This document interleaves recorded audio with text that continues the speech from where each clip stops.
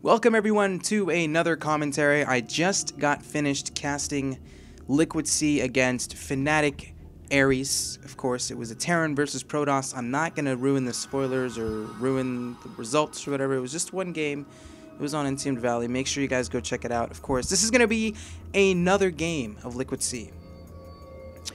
Some of you guys might be wondering, where are you getting these replays? Hook it up, man. What's going on here? I thought I was your friend. Well, you know what? I'm friends with everyone. I love everyone in the community. But these games are available to everyone. This is how I got it. Go to teamliquid.net. Go to teamliquidpro.com. Grab yourself some replays from Liquid Sea, who, of course, just recently put up some replays on those websites. So, if you want to become a Terran boss, if you want to be better at this game, just go ahead and do that. Because Liquid Sea is definitely someone that's improving rapidly and should be one of the top players on Liquid very, very soon. But this is going to be a Terran versus Zerg. So let's go ahead and introduce our players. It's going to be on Cloud Kingdom, of course. We're going to have spawning in the upper right. As our blue Zerg player, it is going to be an unknown barcode. So I don't know who this is. I'm not really too sure. It could be a pro, could be some smurf, could be some random guy. So we'll have to see what he's going to do in this game. But his opponent in the bottom left, I do know who this is. This is going to be our red Terran player, and it's going to be Liquid Sea. Now, Terran versus Zerg matchup. TVZ has been very hard for Terran players. I don't know if hard's the best word.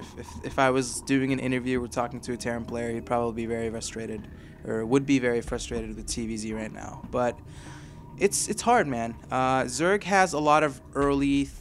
They just have queens and they have infestors and oh my god. Okay, you know what? I'm going on a rant. I'm not going to do that. But Zerg is very strong in the early game, and they're extremely strong in the late game. So, you know, most Terran players like to open up Hellions for map control. You know, it's become a standard now that Terran players are opening up, you know, with a quick Banshee following the Hellions. Some get Cloak, some don't get Cloak. It really depends on their style in the TVZ matchup. But what I'm trying to say is Zerg, you know, a lot of Zerg players love opening up 4-6 queens, get your creep spread, stay on top of your injects, and that's basically what they use for defense. That's all of their defense. It's just queens. So Terran players are put in a position where they fall behind economically. Some players take very greedy third expansions. You know, this is speaking of Terran players. And what I've seen a lot in TVZ is just mech. And a lot of pro Zerg players have come out and said, you know what, Terran players are playing the matchup wrong. They're still relying on bio. They're trying to micro and split and do all these fancy things too much. Why not just turtle up 3-4 bases, you know, develop siege lines to defend your expansions, and then go mech. You know, mech, of course, can be Thors. Mech can be siege tanks. Mech can just eventually transition into, you know, an air with Vikings and Ravens and upgrades and all that nice stuff. So some Terrans have transitioned, you know, started playing more mech. Some players are still playing bio. So we'll have to see what Liquid Sea is going to go ahead and display in this game. And let's see what he's doing so far. So double gases have been taken. It looks like a barracks. So you know, a 1 racks expand, and then went for the racks. He is going to go ahead and get a reactor. Factory is going to follow, so this is a very common opening here from C. Definitely going to be reactor Hellions here for Liquid Sea. That's kind of what every Terran player does. Now, the Zerg player, on the other hand, is going to go ahead and open up with a gas at the natural. Really, really interesting position here from the gas. And, you know, some Zerg players are very, very intelligent when they place their gas. Because, I mean, if a Terran scans or if a Terran sees this one gas, he's going to assume that there's gases in the main, right? But there's not. That's all he has. It's just one gas. And we have to see, you know, what he's going to use the gas for. Is he going to go speed and then just, you know, take drones off gas and then continue mining? Or is he going to go, like, maybe even a Baneling Nest and, you know, continue mining the gas? We'll definitely have to see. I would assume it's just going to be gas for speed, so he can give himself a little map control. So we'll have to definitely see what's going to happen here. But, you know, units tab, Zerg player at this point is just going to start droning like a madman. He's up to 35 harvesters. C, meanwhile, is sitting on 27 harvesters. As we see, his expansion is completed. We can also see a pair of Hellions here make their way across the map for Liquid Sea. Metabolic boost being started for the Zerg, continuing his drone production. And that's exactly what I'm talking about, man. Starport is already finished for C. We see there's Cloak being started, so definitely going to be seeing Banshee on the map for the Terran player. Really, really cool.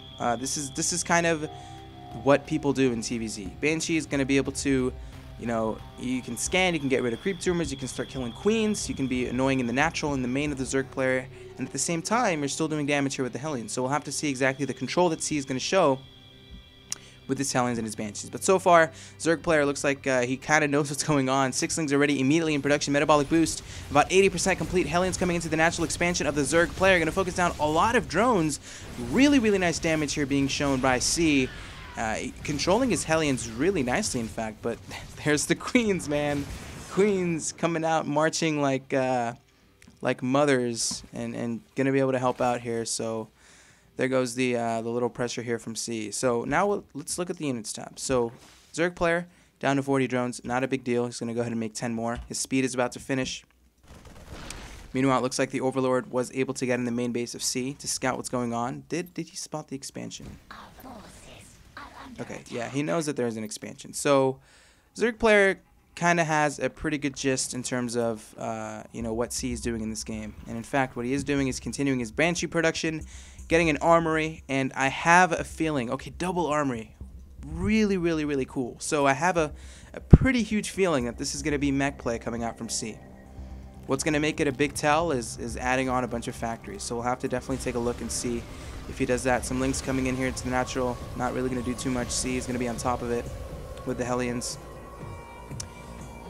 Third CC is about to finish right now from C. Creep spread looking pretty good for the Zerg player. Very, very aggressive. Extremely important to be active here with your tumors. Just, I mean, why not, right? When you're going to open up with a lot of queens, why not? But at the same time, man, C managed to sneak a Banshee here towards the third expansion of the Zerg player. Only has a few kills. Going to be up to 4 kills here very soon. So Zerg player losing quite a few drones. 46 harvesters to 47. What happened, man? 44 drones, so C has an economic advantage, which is a pretty huge surprise at this point. So C's really been on top of his harvester production. Tech-wise for the Zerg player, looks like it's going to be Mutalisks. Mutalisks is a pretty fantastic choice on this map. Mutas are just good in general. They're even better on larger maps. So Cloud Kingdom is a pretty large map. You can really come into main base, or into the main base of the Terran. You can come from different angles, you know, from the back into the natural expansion and do some pretty heavy economic damage. And you know what? Mutas are not so good against mech, but there has been a lot of Zerg players that still make mutas against mech, which is, you know, it's questionable, but they have their reasons. But at the same time, man, drones trying to go into the natural expansion, so many drones going down right now for the Zerg player. You can look at the units lost tab, 52 units lost in general. So C definitely making his Hellions extremely useful with the harassment that he's showing us. Thors are going to be in production right now. 8 mutas in production as well. So Thors against mutas, I can tell you which one wins, and it's going to be Thors. So we'll definitely have to see how the Zerg player decides to utilize his mutas. C going to be very, very smart, continuing to scan, getting rid some of the creep tumors. Mutas are going to be out, and this is going to be the time where C is going to tell himself, okay, you know what, have your map control. Go ahead, you know, do whatever you want with your mutas, just don't kill my Hellions. Of course, Hellions are a little bit faster than Mutalisks. Now we have to see what kind of damage can this barcode Zerg do with this muta. Looks like he's going to be able to pick off a Viking. Behind it, he's continuing to tech. We see an infestation pit being started, taking a 4th expansion. Going to move into the natural expansion. Thors are going to be like, boom, boom, get out of my house. Yeah, okay. You guys get the gist. I'm not going to say the word. But yeah, Thors don't like mutas, and mutas don't like Thors. That's kind of how this world of Thor versus Mutalisks work. But you know, the Zerg is sitting okay. His harvester count is going to be up here very, very soon. I think there was like 10 drones in production at one time, so he should be up to 70 harvesters pretty soon. Transitioning into roaches, so he knows that since, you know, C is going to go ahead and go into mech. Generally, the response to that is a lot of roaches and infestors. Pathogen glands being started, as I mentioned before. Roach worm being added. 3rd expansion has been up for C for quite some time. And C is just making siege tanks, getting his siege mode, getting his Thors up, and you know, this is kind of mech, man. You just sit back, you get your army, you push out with like 160, 170. You know, some players just even sit until they're maxed and then push out. So we'll have to see exactly if C is gonna, you know, max out and push out, or is he gonna go ahead and put on a little bit of aggression. But production tab for the Zerg, a lot of stuff, man. Getting his upgrades, getting his Glad Reconstitution, getting 8 Infestors. There was 8 Infestors at once. So Infestors, of course, will be able to fungal these Hellions and, you know, have that map control go away. But C is pushing across the map, and 149 supply for the Terran, 123 for the Zerg, and Mutas and Lings. You know, Mutas are going to be able to do something against these Hellions. Lings are not going to do too much because this guy has Blue Flame. 1-1 already finished. Moving across the map at a very, very good timing. And this third expansion, very, very vulnerable right now for the Zerg player. Desperately trying to make 8 roaches in production. He's going to go ahead and get started on Burrow, which is halfway completed. Glad Reconstitution isn't even finished yet, so roaches aren't going to be so fast right now on speed, but I think he might be able to clean it up. Focusing down one of the Thors. 2 Thors are going to go down. Infestors popping out. Of course, Infestors do not have the energy for fungal yet. It looks like the final Thor will be able to get killed here for the Terran player, but at what cost? Zerg player is down to 42 Harvesters. C is going to be on 4 bases. Continuing to make siege tanks. Going to go ahead and mix in some Banshees. Double expanding, actually just, you know, throwing down command centers. That's kind of what happens when you go for this mech composition. You generally have a lot of resources, so C is you know, trying to stay on top of his macro, trying to stay on top of his you know, engagements. Thor's actually some roaches here moving into the natural siege tanks already are going to be able to meet and greet here against the roaches. Not going to do anything. And the supply count, honestly, is going to tell the tale. 115 supply for the Zerg, 140 supply for C. The Zerg player cannot really make units because his economy isn't too healthy. Kind of forced to just make drones and maybe even use the remaining gas to make Infestors to buy himself enough time to get some roaches. So C, most likely, I would think, is just going to hit another timing. Zerg player isn't going to have too much, and that might be it. But we'll have to see. You know, the Zerg player is not in a good position to kind of try to come back in this game. C's 4th expansion is going to go ahead and get saturated here as we see some SCVs. Going to go ahead and transfer over. Planetary Fortress. Really good from C.